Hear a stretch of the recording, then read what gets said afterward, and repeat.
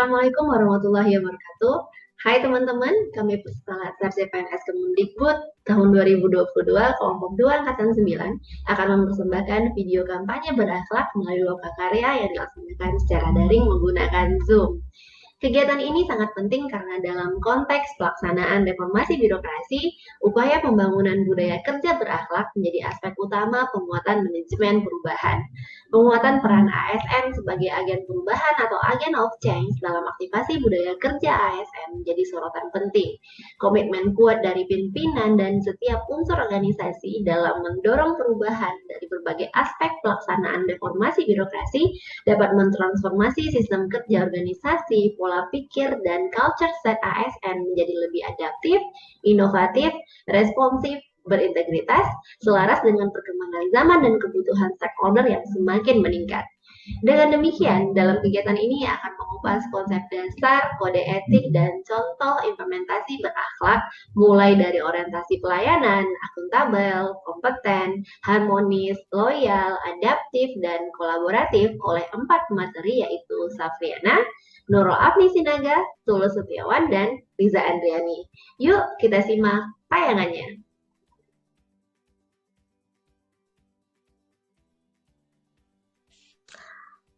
Assalamualaikum warahmatullahi wabarakatuh. Perkenalkan, saya Safriana. Saya pada kesempatan kali ini akan memaparkan salah satu nilai ASN berakhlak, yaitu berorientasi pelayanan.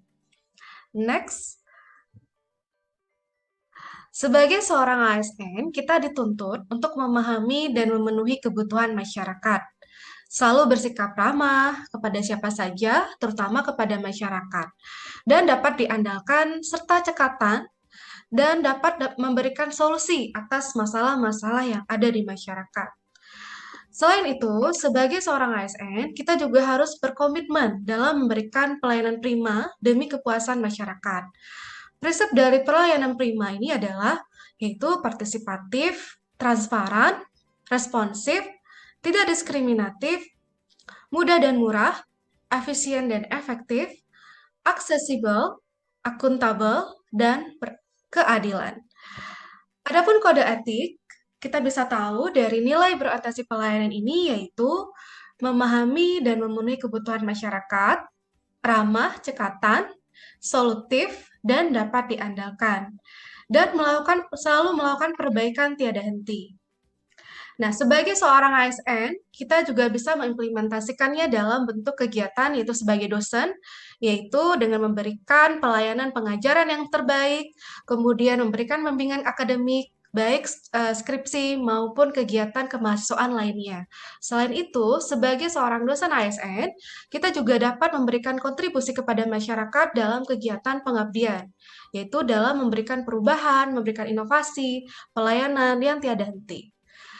Sekian implementasi dari nilai berorientasi. Selanjutnya, untuk nilai berakhlak akan disampaikan oleh rekan saya, Nurul Afni Sinaga. Terima kasih. Assalamualaikum warahmatullahi wabarakatuh. Terima kasih untuk kesempatan yang diberikan kepada saya untuk memaparkan sedikit beberapa nilai-nilai terkait ASN berakhlak ya. Nah, hari ini saya akan menjelaskan terkait nilai akuntabel dan kompetensi. Nah, yang pertama, mari kita cari tahu terlebih dahulu apa itu akuntabel ya. Next ya. Nah, konsep nilai dasar dari akuntabel itu adalah akuntabilitas adalah kewajiban untuk mempertanggungjawabkan segala tindak dan tanduknya sebagai pelayan publik kepada atasan, lembaga pembina, dan lebih luasnya kepada publik. Nah, ini diungkapkan oleh Matsiliza dan Zung ya. Nah, dari konsep nilai dasar ini juga ada bentuk beberapa fungsi dari akuntabilitas. Yang pertama itu untuk menyediakan kontrol demokratis. Nah, ini sebagai peran sebagai demokrasi ya.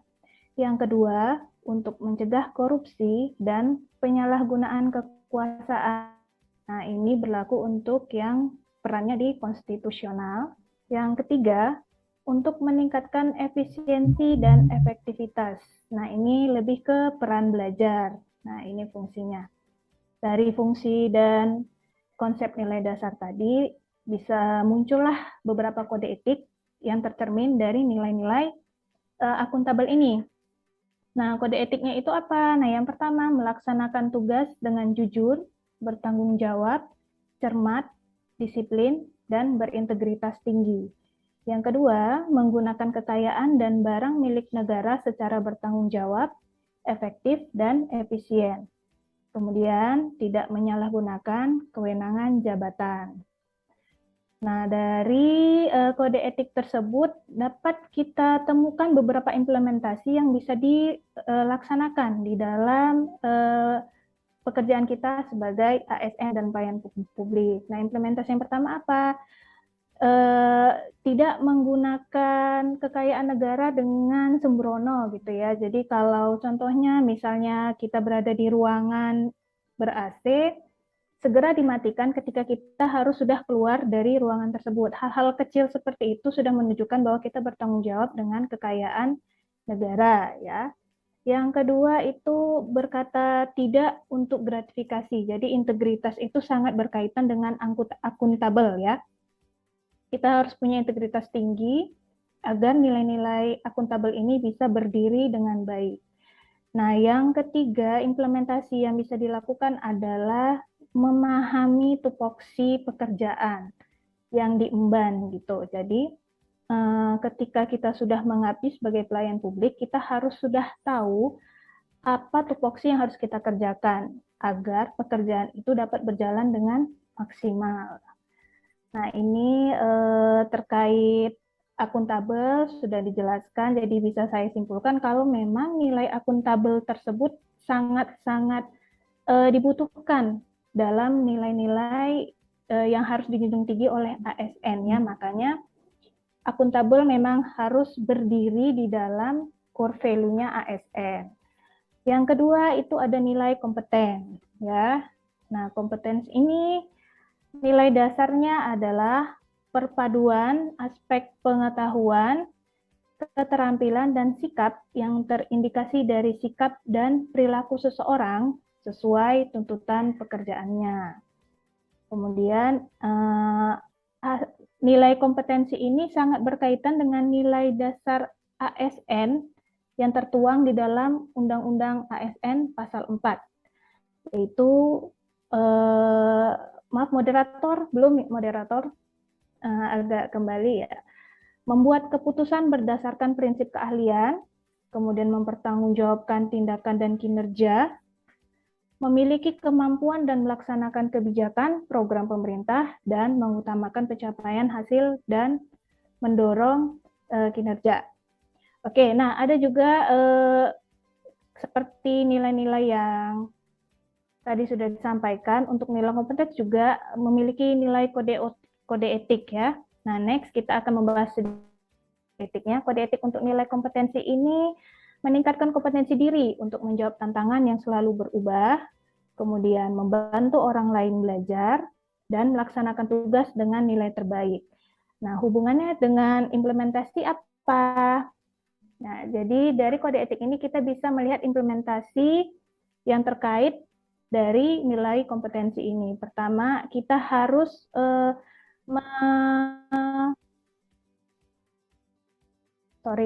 kita harus memperkaya diri dengan pelatihan-pelatihan, dengan ilmu-ilmu yang ada, jadi meningkatkan kompetensi diri untuk menjawab tantangan ya yang harus kita emban di kedepannya. Yang kedua, selalu membantu orang lain. Jadi kalau kita sudah memperkaya diri dengan ilmu yang ada, itu tidak akan berguna kalau tidak kita gunakan untuk membantu orang lain. Jadi tetap selalu membantu rekan kerja dan masyarakat pastinya. Nah, yang ketiga itu adalah melaksanakan tugas dengan nilai terbaik dan maksimal. Jadi kalau sudah ada tugas dikerjakan bukan hanya sekedar selesai, tapi memang benar-benar ada nilai yang harus didapatkan dari situ. Nah, sekian dari saya tentang penjelasan nilai akuntabel dan kompetensi. Selanjutnya akan kita lihat kepada pemateri selanjutnya, yaitu dengan Bapak Tulus. Baik, saya akhiri. Assalamualaikum warahmatullahi wabarakatuh. warahmatullahi wabarakatuh.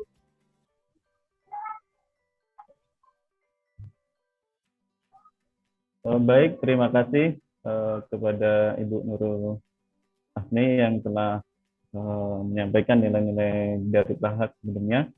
Baiklah, saya di sini akan menyampaikan core value berakhlak, yaitu mengenai nilai dasar harmonis.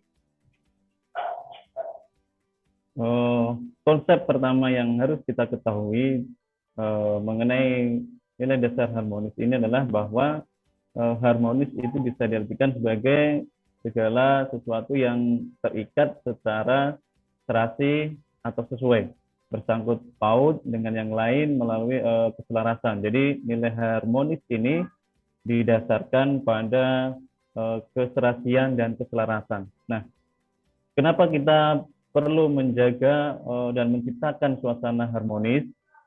Karena suasana harmonis ini yang bisa mempertemukan berbagai pertentangan-pertentangan yang ada dalam kehidupan bermasyarakat, sehingga melalui konsep dasar harmonis kita bisa mencapai kebijakan-kebijakan yang dilaksanakan melalui permusyawaratan. Nah, di dalam lingkungan kerja, budaya harmonis juga sangat penting dijaga, karena melalui lingkungan harmonis antara individu dengan individu yang lain, individu dengan pimpinan, dengan karyawan yang lain, dan semua dengan sivitas akademika, bisa meningkatkan kemampuan diri dalam peningkatan kinerja, kemudian bisa saling berkolaborasi, meningkatkan produktivitas dan kualitas pelayanan. Kemudian selanjutnya,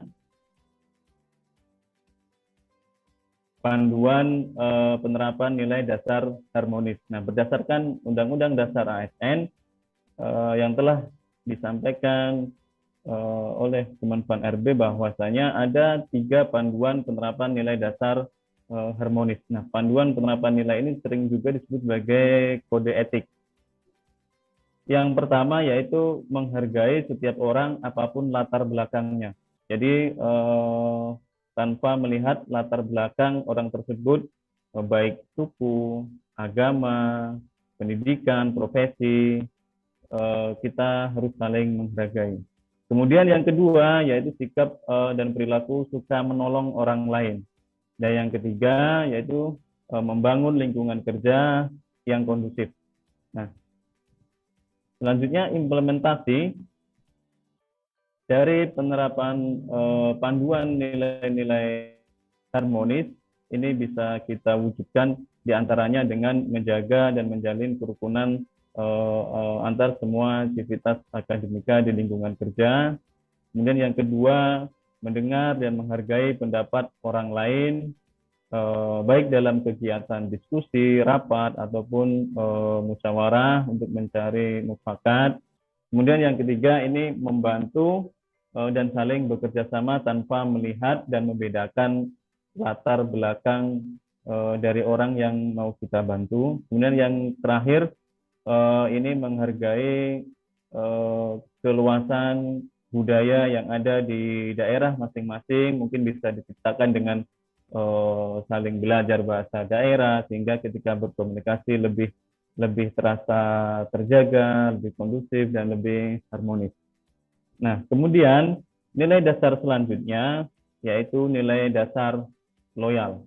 Nah, konsep loyal ini diartikan sebagai setia atau suatu kesetiaan, kepatuhan terhadap organisasi maupun instansi yang ditunjukkan melalui sikap dan tindakan. Nah, kita sebagai seorang pegawai negeri sipil, loyal dimaknai sebagai kesetiaan terhadap cita-cita organisasi dan institusi, dan lebih-lebih kepada cita-cita negara kesatuan Republik Indonesia.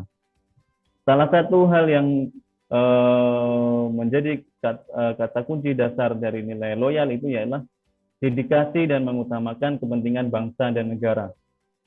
Jadi perlunya langkah-langkah konkret kita sebagai PNS dalam mengutamakan kepentingan bangsa dan berdedikasi itu salah satunya melalui pemantapan wawasan kebangsaan dan meningkatkan rasa nasionalisme kepada bangsa dan negara. Lebih lanjut lagi, panduan penerapan nilai dasar loyal bisa kita lihat diantaranya yakni yang pertama memegang teguh ideologi Pancasila, kemudian Undang-Undang Dasar Negara Republik Indonesia tahun 1945 dan setia kepada NKRI serta pemerintahan yang sah. Yang kedua yaitu menjaga nama baik sesama ASN, pimpinan, instansi, dan negara. Dan yang ketiga yaitu menjaga rahasia jabatan dan negara. Lebih lanjut lagi untuk implementasi dari panduan perilaku nilai dasar loyal, diantaranya yang bisa kita wujudkan dalam lingkungan kerja maupun dalam kehidupan sehari-hari, yaitu yang pertama bisa kita lihat bahwasanya tidak menyebarkan data dan informasi penting instansi secara sembarangan, karena ini bisa membahayakan instansi lingkungan kerja kita. Kemudian yang kedua, menumbuhkan sikap saling mencintai dan tenggang rasa antar sivitas akademika, kemudian bisa menyampaikan opini atau pendapat kepada pimpinan tentang ide-ide atau gagasan guna kemajuan organisasi atau instansi. Kemudian yang selanjutnya sebagai seorang dosen mampu meluangkan waktu dan pemikirannya dalam salah satu tugasnya membimbing mahasiswa. Kemudian yang terakhir bisa kita wujudkan dalam bentuk taat administrasi ataupun peraturan-peraturan yang diberlakukan pada organisasi atau instansi di lingkungan kerja. Demikian paparan tentang nilai dasar harmonis dan nilai dasar loyal dari saya. Selanjutnya, baik, terima kasih kepada teman-teman yang sebelumnya sudah menyampaikan tentang core value berakhlak, di mana yang ini adalah materi yang terakhir, yaitu terkait tentang kolaboratif. Nah, kolaboratif ini itu boleh kita artikan sebagai bentuk kerjasama atau kemitraan yang dibentuk oleh ASN untuk menunjang kerjanya mereka. Nah, di sini kolaborasi ini bisa dilakukan secara internal maupun dalam eksternal instansinya mereka. Di internal berarti bisa terjalin di antara mereka sesama mereka yang memudahkan pelayanan kepada publik yang mereka layanin. Kemudian yang eksternal itu bisa antar kelembagaan. Nah, di mana kolaborasi baik internal maupun eksternal ini akan terwujud dalam bentuk adanya collaborative action atau adanya pelayanan terpadu yang diberikan oleh suatu instansi atau suatu ASN kepada yang dilayaninya untuk menghasilkan pelayanan yang baik yang menunjang kepada core value ASN yang lain. Nah, di mana kolaboratif ini didasarkan kepada 3 dasar kunci dasar, yaitu yang pertama integrasi, kemudian adanya koordinasi, kemudian adanya kedekatan dan pelibatan kemitraan itu sendiri. Next. Nah, bagaimana proses pelaksanaan kolaborasi tersebut di dalam suatu instansi atau dalam unit kerja kita? Nah, di sini dimulai dari adanya trust building atau membangun kepercayaan antara stakeholder dengan mitra kolaborasi. Kemudian yang kedua adanya face-to-face dialog, berarti adanya komunikasi atau negosiasi yang bersungguh-sungguh di antara kemitraan tersebut. Kemudian yang ketiga adanya komitmen terhadap proses, berarti komitmen terhadap tujuan yang akan dilakukan, kemudian kerjaan yang akan atau proses kolaborasi yang akan dilakukan. Kemudian yang keempat adalah pemahaman bersama bahwa ini sama-sama memiliki tujuan yang sama antara kemitraan tersebut. Kemudian menetapkan output atau outcome antara kedua kemitraan tersebut. Berarti saling bermanfaat lah akhirnya kolaborasi antara satu dengan yang lain. Berarti kemitraan ini benar-benar terbentuk gitu. Kemudian next. Bagaimana praktik kolaboratif yang misalnya di institusi saya, yaitu di kampus. Nah, bisa dalam kemitraan dengan dunia luar. Contohnya dengan menjalin kerjasama dengan orang luar, kemudian kolaborasi di internal itu dapat berupa ketika ada pekerjaan-pekerjaan yang berkaitan dengan internal kampus seperti akreditasi program studi atau akreditasi fakultas atau universitas. Nah, di sini perlu kolaborasi internal yang ada di kampus tersebut. Dan di samping itu juga harus dibantu dengan adanya kolaborasi dengan pihak luar, yaitu kerjasama untuk menunjang adanya pemanfaatan lulusan oleh luaran. Contohnya itu adalah implementasi dalam hal bekerja sama dengan PLTA atau dengan sekolah-sekolah untuk proses kalau sekolah dalam program PPG, sedangkan untuk di PLTA atau industri itu dalam bentuk penunjang mata kuliah. Oke?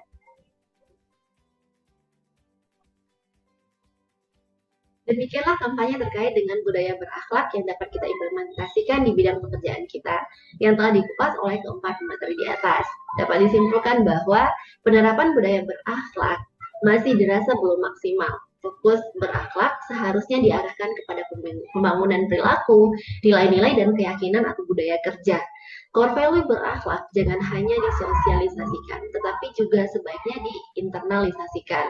Karena sosialisasi hanya mencapai level pengetahuan atau knowledge, sementara internalisasi menempatkan berakhlak sebagai nilai dan keyakinan di hati ASN dalam bentuk praktik langsung. Tidak hanya membangun roadmap, upaya memaksimalkan internalisasi berakhlak dengan para stakeholder untuk menginisiasi tim penggerak budaya kerja ASN, di mana tim ini nantinya bertugas untuk menggelorakan, memantau, dan mendampingi instansi pemerintah dalam penerapan nilai-nilai dasar dari ASN ini. Untuk melakukan transformasi budaya kerja ASN, seharusnya dibekali dengan 3 bahan, yakni pengetahuan atau knowledge, kemudian pola pikir atau mindset-nya, dan perilaku atau behavior. Kombinasi antara ketiganya ini yang nantinya akan menghasilkan dampak untuk meningkatkan indeks layanan publik dari seorang ASN. Mencoba melayani dari hati, jujur dan bertanggung jawab terhadap pekerjaan yang diemban, mengembangkan kompetensi diri untuk jadi pribadi yang lebih baik, senantiasa menjaga hubungan baik di lingkungan kerja, mendedikasikan diri terhadap pekerjaan, sigap dan tanggap terhadap segala perubahan, dan mampu menjalin kerjasama guna tercapainya tujuan bersama. Dimulai dari diri sendiri, dimulai dari hal sederhana, dan dimulai pada saat ini. Terima kasih. Assalamualaikum warahmatullahi wabarakatuh.